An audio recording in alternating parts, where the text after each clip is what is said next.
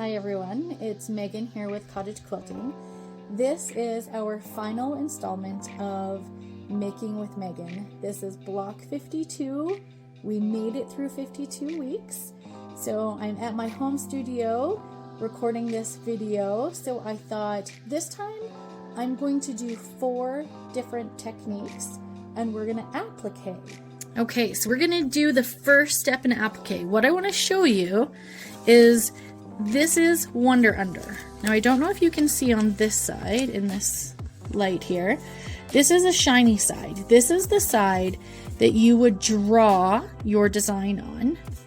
And this side, I hope you can see this here if I get this up close. Can you see that little bit of fiber? That's actually the gluey interfacing that's going to stick to our fabric. So what we want to do is we want to adhere the sticky side to our fabric. So we would do this and we would hit this with an iron.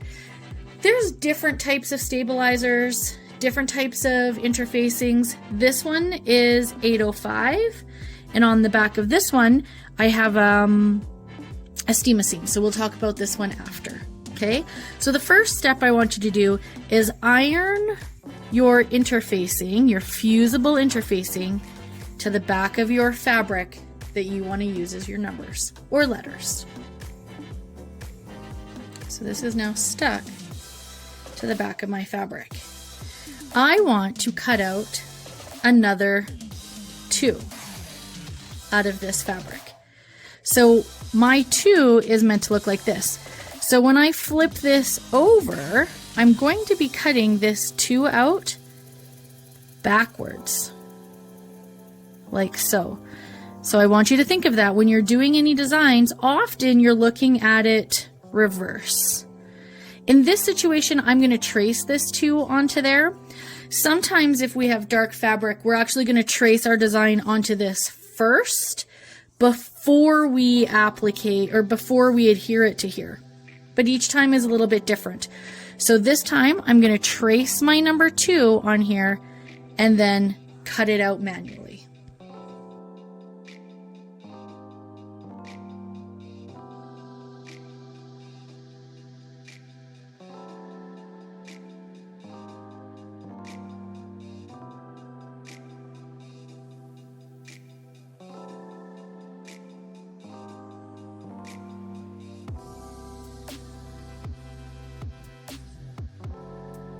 And I want to stick it to my block however way you want. We could go diagonally, we could float it. It doesn't really matter. You pick and choose how you want this to be laid out. Now, what I like about this steam seam is that I can peel this off .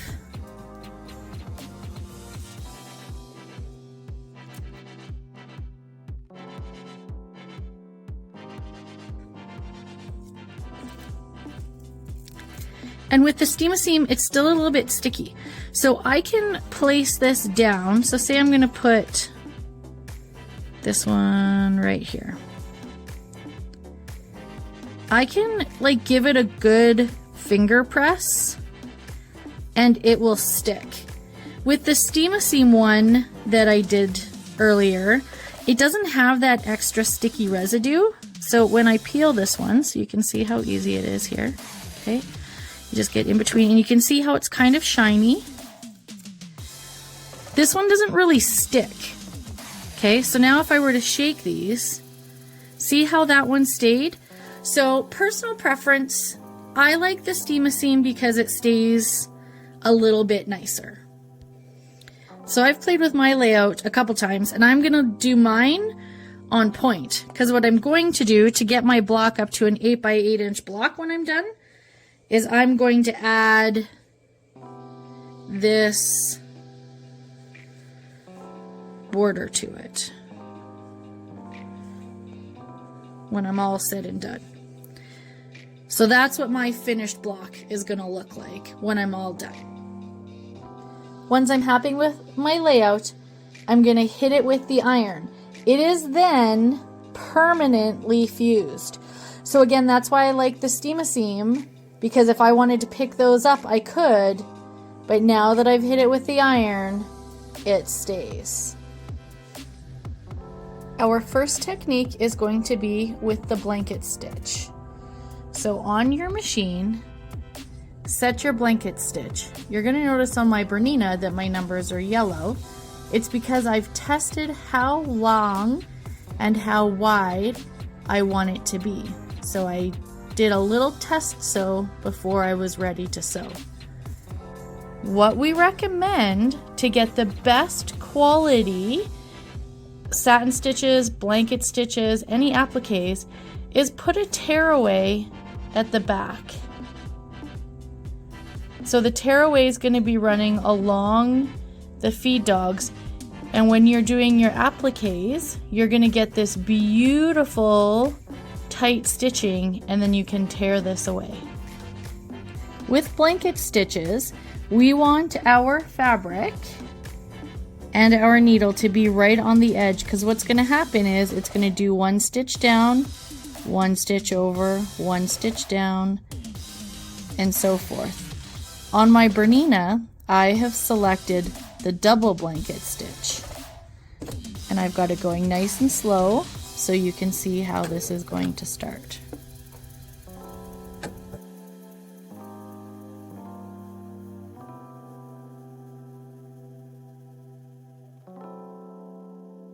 This is going to prevent any fraying from happening with this stitch. And you can tell I'm just guiding my fabric and keeping it in line with my needle.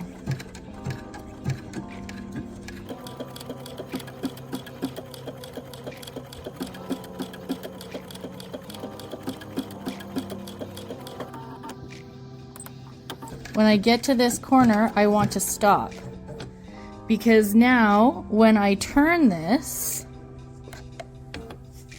what's going to happen is it's going to stitch over top of that one more time. So I'm going to show you when I move my needle. See how it's moving it over here? So I want it to be in this position, so it's ready to go. When you're doing a blanket stitch, you want to be very careful on how that comes down.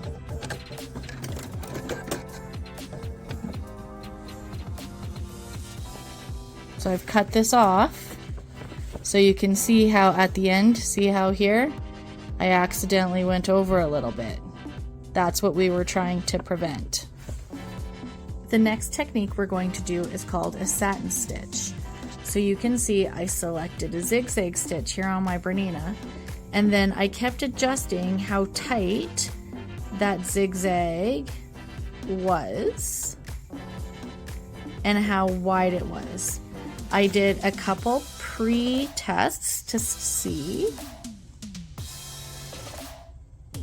So this first one, it was too wide, the width was too not dense enough. And then the second one was nice and dense. So then I knew that I actually wanted, oh, sorry, not the width, a 2.5.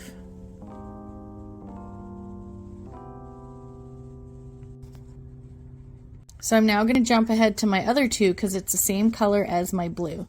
And when we're doing a satin stitch, we want our fabric to kind of be in the middle of that stitch because we want to protect this. You can run it along the edge of here as well, or you can run it slightly over. Again, our goal is not to let our fabric fray. So I'm choosing to run mine just a little bit over. So I'm not going halfway, I'm going a little bit over. Again, this is all personal preference and choice.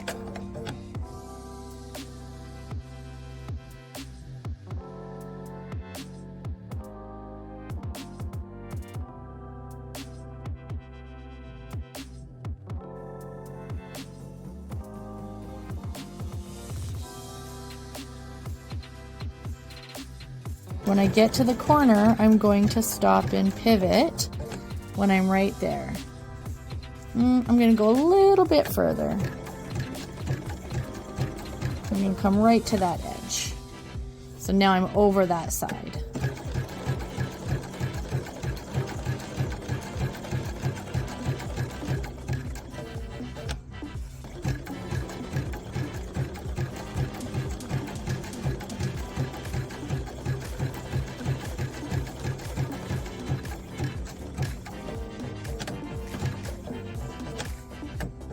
And square this off. So if I zoom in on that too, see how I've got like a nice square point right there, and now this one's going to come back over top of this. So you can see it here, how it's nice and square.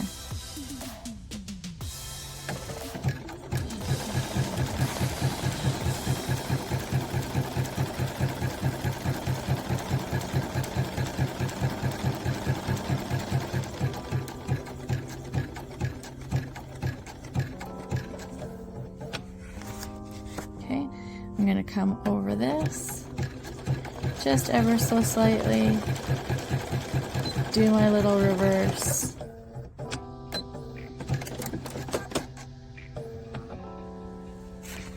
and that is a satin stitch. Our next option, I think I'm just going to pick a decorative stitch from my Bernina. Let's see.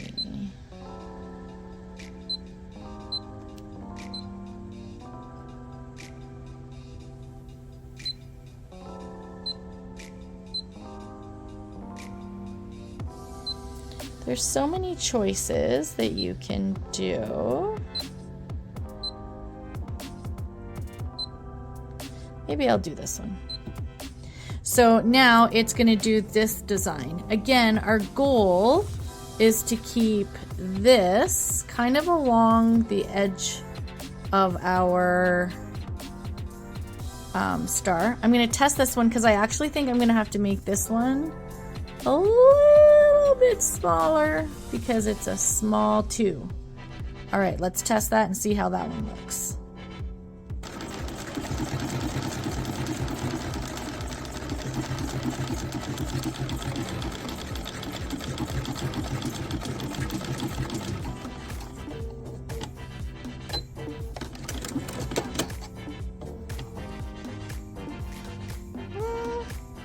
I don't think we're gonna do that one. It's a cool stitch and it looks like a hand embroidery, but I think it'll be too big for our 2. We're gonna try another stitch here. I'm gonna make it way smaller.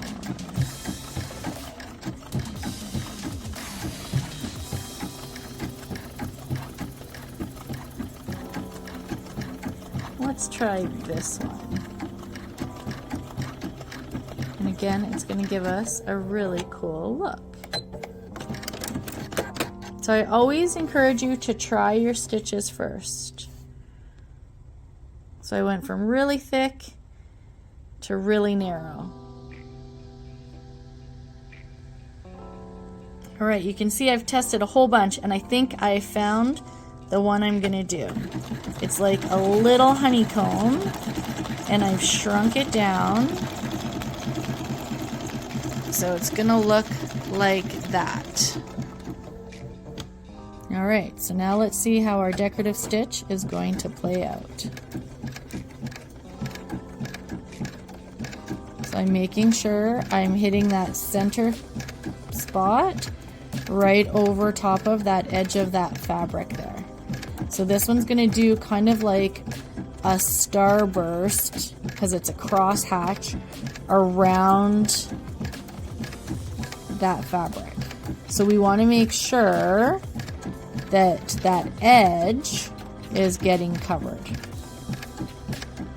So you can see how those stitches are coming back over top, and that's going to help make sure it doesn't fray. So again, you can pick any stitch that makes you happy when you're doing your applique. Sometimes with flowers, you're going to pick different patterns. Okay, so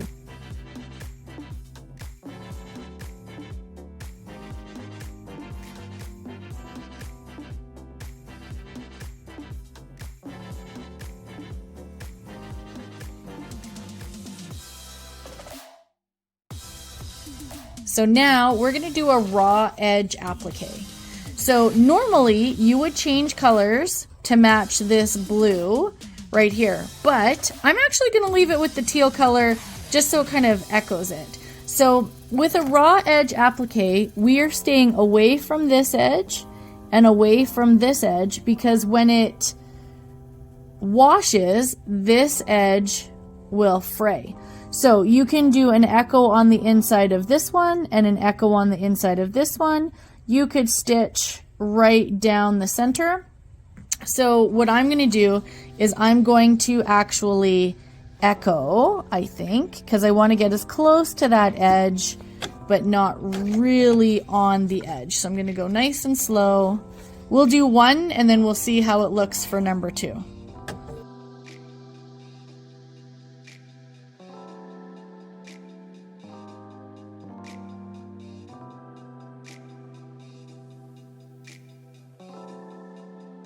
You can make these stitches really big if you wanted to, because then it could look like it was hand quilted. You can leave them really small. Again, applique comes down to like personal choice. Your goal is to keep all of your fabric stitched down, and depending on which look you're going for, whether or not you want it to fray. And in this situation, we do want it to fray, so we are not stitching over that line. So hopefully you can see this in here, because if I made it matchy-matchy, you might not be able to see it. So that's what the front of our block looks like. This is what the back of our block looks like. Blanket stitch, satin stitch, a decorative stitch, raw applique. Now what we want to do is we want to tear this off. So typically you want to hold, I'm going to tear this off a little bit. You want to hold where your stitches are, because you don't really want to tear your stitches, and you just want to tear it along that area like so.